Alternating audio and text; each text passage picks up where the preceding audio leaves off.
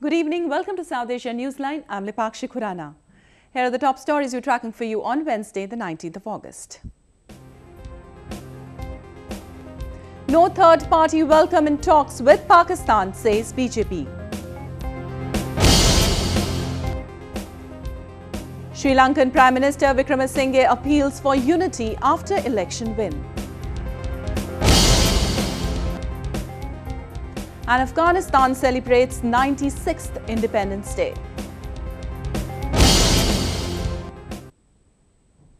And now for all the details, India's ruling Bharatiya Janata Party has reiterated that there is no role for any third party in the negotiations with Pakistan. This comes after Pakistan invited Kashmiri separatist leaders for a reception ahead of the proposed National Security Advisor level dialogue scheduled for Sunday.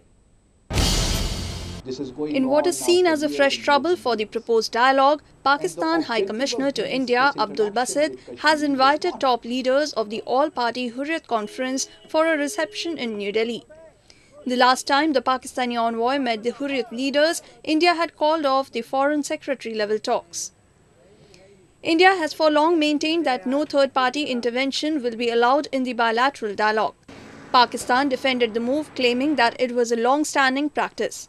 With a similar scenario playing out almost a year after the last cancelled talks, the BJP said India's stand has been made clear. लेकिन Bharatiya Janata party का और government of India का पहले से स्पष्ट मानना है कि भारत और पाकिस्तान के बीच में किसी तीसरे की मध्यस्थता की कोई जरूरत नहीं है और हम आपस में ही बातचीत करते हैं. The opposition Congress party asked whether the talks will be called off this time also. Last time the Pakistani High Commissioner had invited the Hurriyat. You cancelled the talks. Where does it leave you now? Are you going to go ahead with the talks? Are you going to cancel the talks? India's National Security Advisor Ajit Doval is scheduled to meet his Pakistani counterpart Sartaaj Aziz on Sunday in the Indian capital. The meeting was agreed upon by the Prime Ministers of two countries when they met in Russian city of Ufa last month. India is expected to raise the issue of a spike in terrorist violence blamed on Pakistan-based terror groups such as the Lashkar-e-Taiba during the meeting. Sri Lankan Prime Minister Ranil Wickremeshinge has urged all citizens to support in building a new political culture. His United National Party had emerged victorious in the parliamentary election. Prime Minister Ranil Wickremeshinge appealed people to join hands in building a new political culture based on good governance.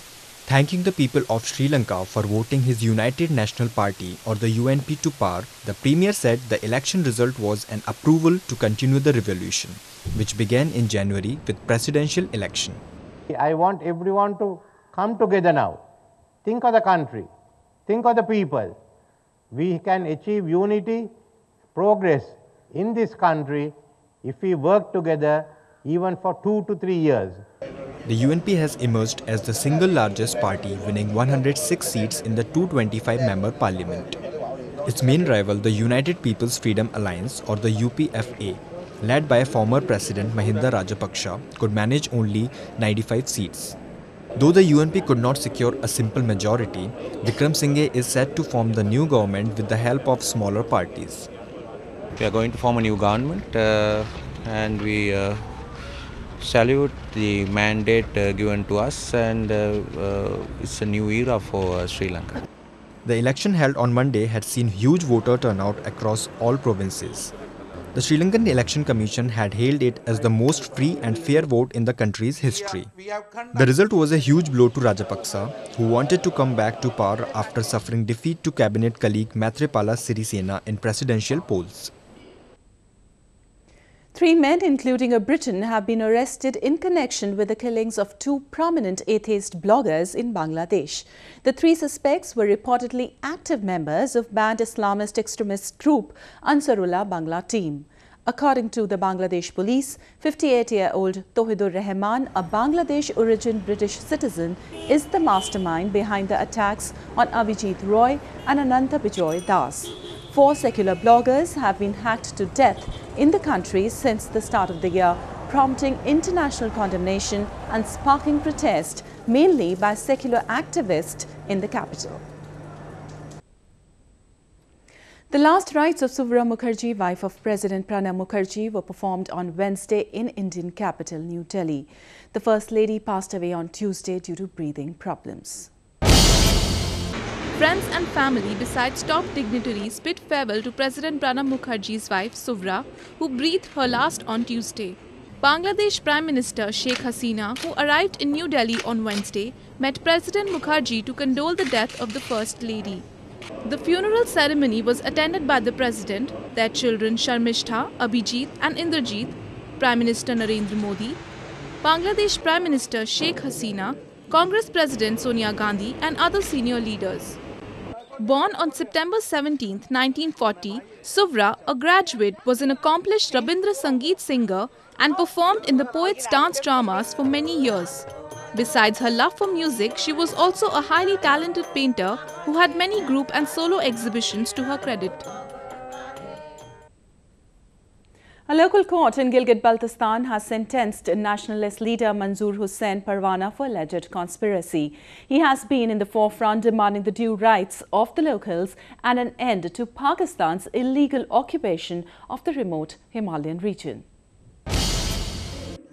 Gilgit-Baltistan United Movement chairperson Manzoor Hussain Parwana was charged for conspiracy against the state after his protest against the injustice towards the local people.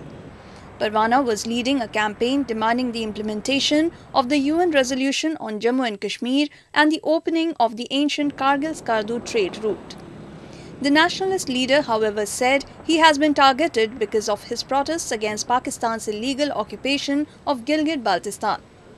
He also claimed that the charges against him were fabricated and Islamabad had no jurisdiction over the region's affairs as it is not recognized by the Pakistan constitution.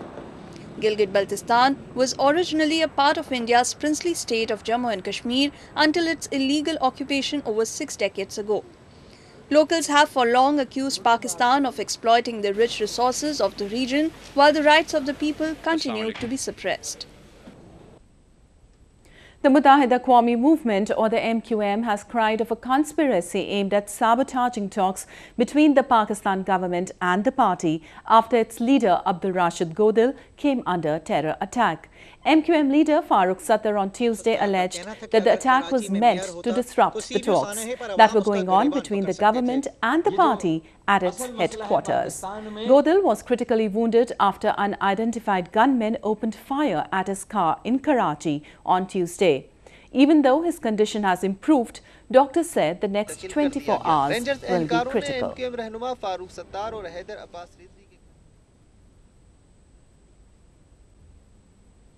Myanmar opposition leader Aung San Suu Kyi has announced that she will form an alliance with the ousted chairman of ruling Union Solidarity and Development Party, Thurashua Man. Suu Kyi also criticized the way in which Man has been violently ousted by Myanmar's president, Thein Sein.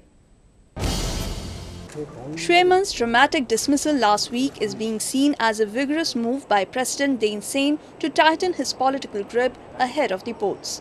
And now Suu Kyi, with whom Man had built ties lately, consequently angering the military, has reaffirmed that Man was an ally. Man's ouster from the party follows a rare discord within the establishment over the role of the military, which handed power to a semi-civilian government in 2011 while retaining an effective veto over the political system. Opposition leader Suu Kyi has called repeatedly for the military to withdraw from politics. Man's close ties with Suu Kyi angered the military when he supported an attempt in parliament in June to amend the constitution to limit the military's political role. The country is scheduled to hold parliamentary elections in November. The Pakistan Supreme Court on Wednesday banned the hunting of the endangered bird Hubra bustard. The Apex Court has also cancelled licenses issued by the federal government to Arab royals for hunting of these birds. Even though the government said it stopped issuing permits in 2014, according to reports, licenses were given out this year also. In 2014 alone, over 2,100 of these endangered birds were killed in various hunting safaris. According to the International Union for Conservation of Nature, there is less than 97,000 Hubra bustards left in the world, and it is put under the red list, indicating that the birds are an endangered species. Afghanistan on Wednesday celebrated its 96th Independence Day. It marks the signing of treaty between Afghanistan and Britain in 1919, awarding the country full independence.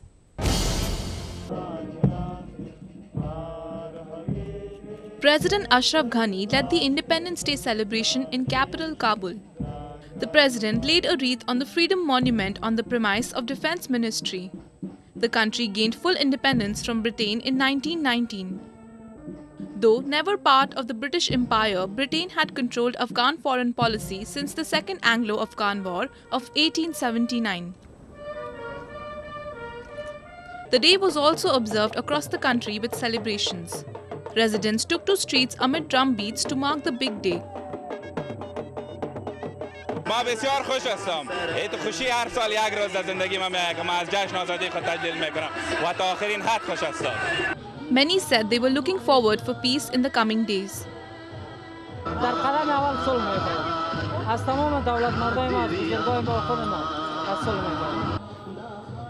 The day was marked at a time when the country is going through a surge in Taliban violence. Despite making a number of efforts, the Ghani government has not been able to put an end to the lingering Taliban violence in the country. India's Kanika Kapoor has been crowned Miss Asia in a beauty pageant. Kapoor beat 13 other contestants to gain the top spot in the event held in India's Kochi on Tuesday. The 20-year-old works as a personal manager in a trading company in Dubai.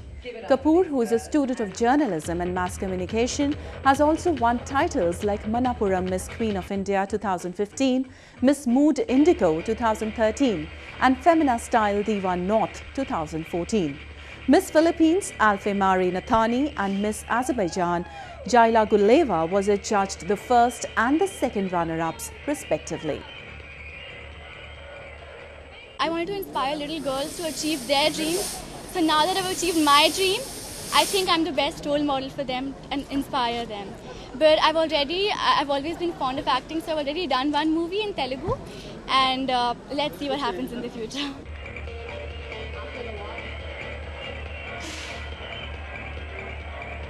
Miss Asia 2015, Miss India contestant number 4.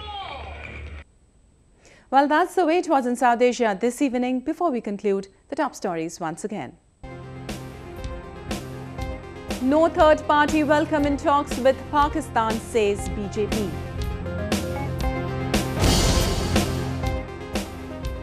Sri Lankan Prime Minister Wickremeshinge appeals for unity after election win.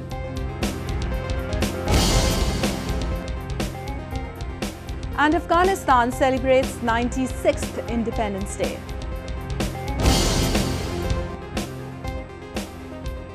Now our viewers can watch the show on SouthAsiaNewsline.com.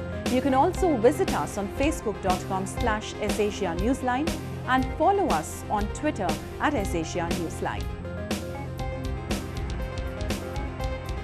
That's all in tonight's edition. We'll see you same time tomorrow. Good night.